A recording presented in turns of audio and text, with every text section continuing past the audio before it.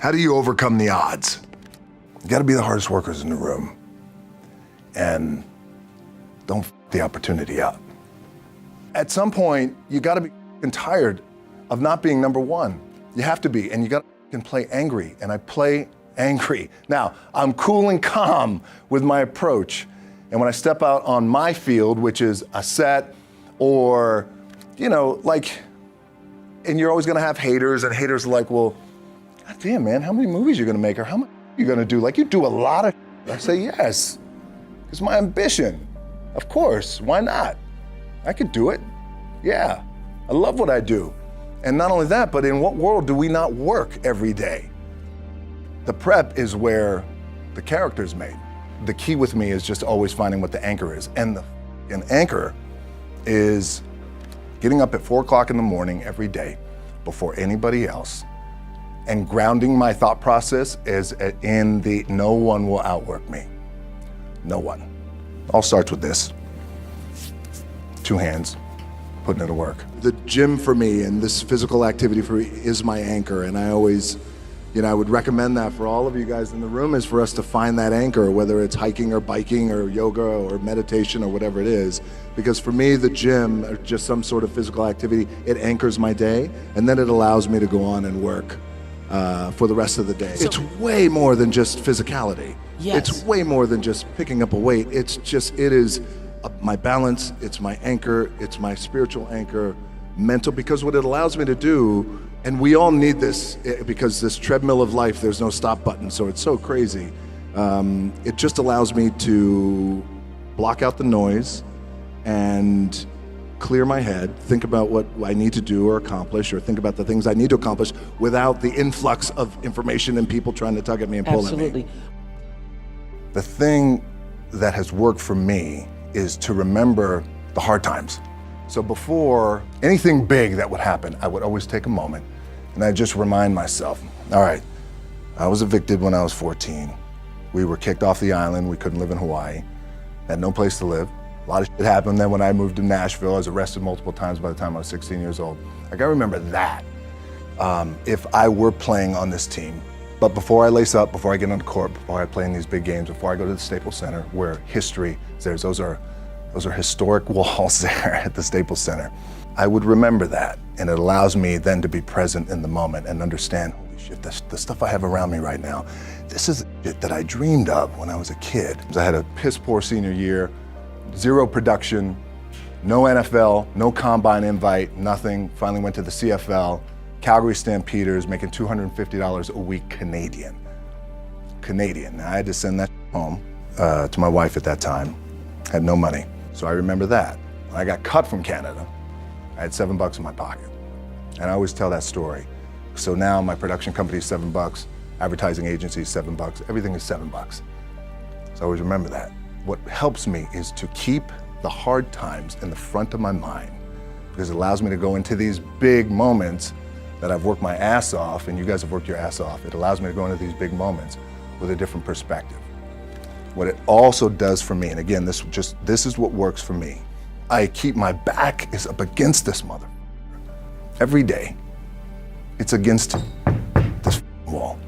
But it's up against this because it's what I believe in. And when my back is against this, then there's nowhere to go but that way.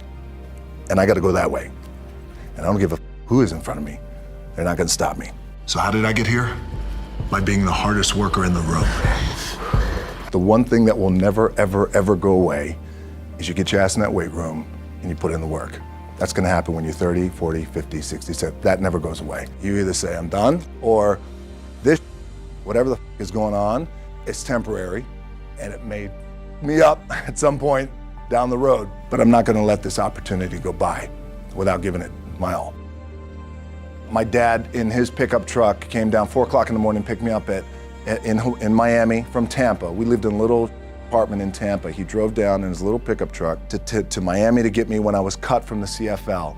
I was driving up I-75. I-75 is like, especially down in Florida, Alligator Alley. I'll never forget it. It's 4 o'clock in the morning. I leave home. I'm ready to tackle the world, to get after it, achieve my dreams and goals. Crushed by 22, 23 years old. Now I gotta move back in with my mom and dad. I played on great teams though. Wait a second, this is not supposed to be my future. I'm supposed to be in the NFL right now. I'm supposed to be making a lot of coin and buying my parents buying me taking care of my wife, but it never happened. So I pulled out my wallet. I thought, well, let me see how much money I have. I opened it up. I had a 5, a 1, and change. I'm not around, and well, at least I rounded up to $7. But I thought, God, ain't this? I got $7 in my pocket. Where the do I go now? What do I do? If I had to be great at something, I wanted to be great in this world of Hollywood and movie making and producing and entertainment.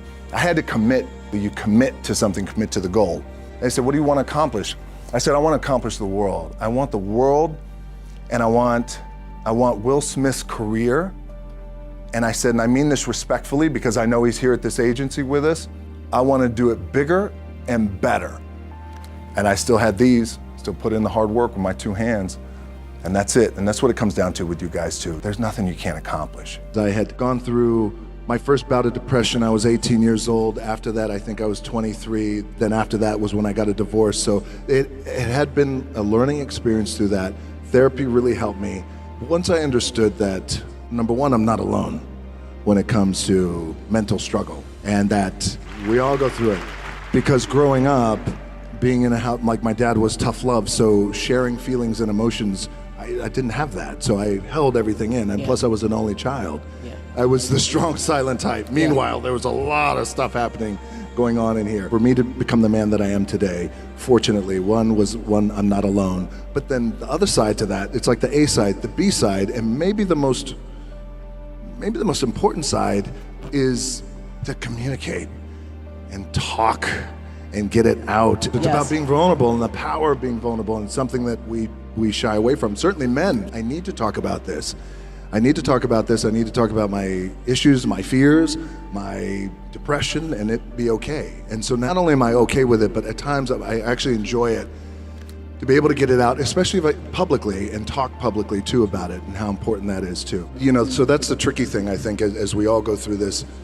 What I've realized in the past couple of weeks is it's good to explore these feelings on feeling a little guilty, and I didn't get a chance to say the things that I wanted to say, or I wish he would have said the things to me as a father, now as a father of 3 daughters, the important critical things that anchor us that I didn't get from him. And it's okay to explore those feelings, but it's also very important to heal, to make sure that we come back to an anchoring foundation of gratitude.